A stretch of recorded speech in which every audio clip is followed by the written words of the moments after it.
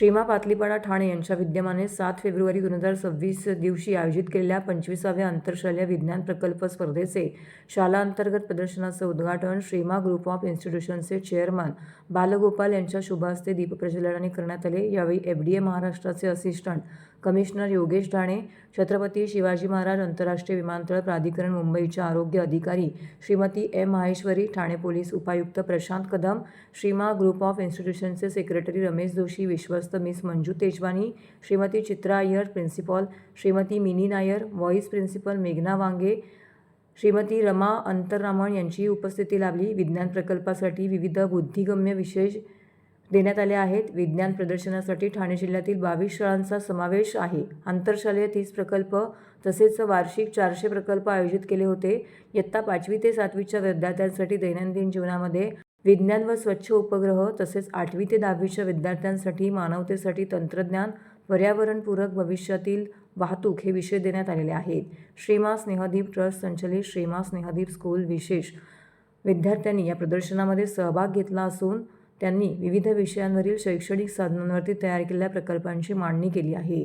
यावेळी उत्कृष्ट कार्यक्रम आयोजित केल्याबद्दल उपस्थित प्रमुख पाहुणे, विद्यार्थी आणि पालकांनी श्रीमा ग्रुप ऑफ इन्स्टिट्यूशनचे कौतुक करत आभार मानले। तसेच श्रीमा ग्रुप ऑफ इन्स्टिट्यूशनच्या वतीनेही सर्वांचे आभार मानण्यात आलेले आहे। अपने परम पूज्य स्वामी ओंकारानंद जी के सेंटिनरी सेलिब्रेशन कर रहे हैं, जन्मशताब्दी, स्वामी जी की जन्म शताब्दी। ये अपना श्रीमा विद्यालय का last year silver jubilee celebration हुआ था और बाल निकेतन श्रीमा बाल निकेतन का गोल्डन जुबली सेलिब्रेशन हुआ था।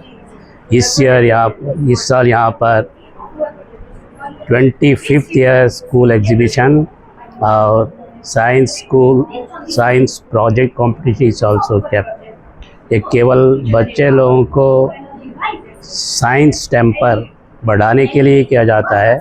अपने परम पूज्य स्वामी जी हमेशा कहा करते थे कि अपना बच्चे लोग में साइंस टेम्पर होना चाहिए।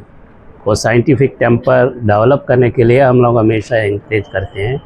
एक कंपटीशन केवल बच्चे लोगों को भी उत्साहपूर्वक कुछ न कुछ नया देने के लिए, इनोवेशन करने के लिए, प्रोत्साहन देने के लिए यह हमेशा किया जाता है।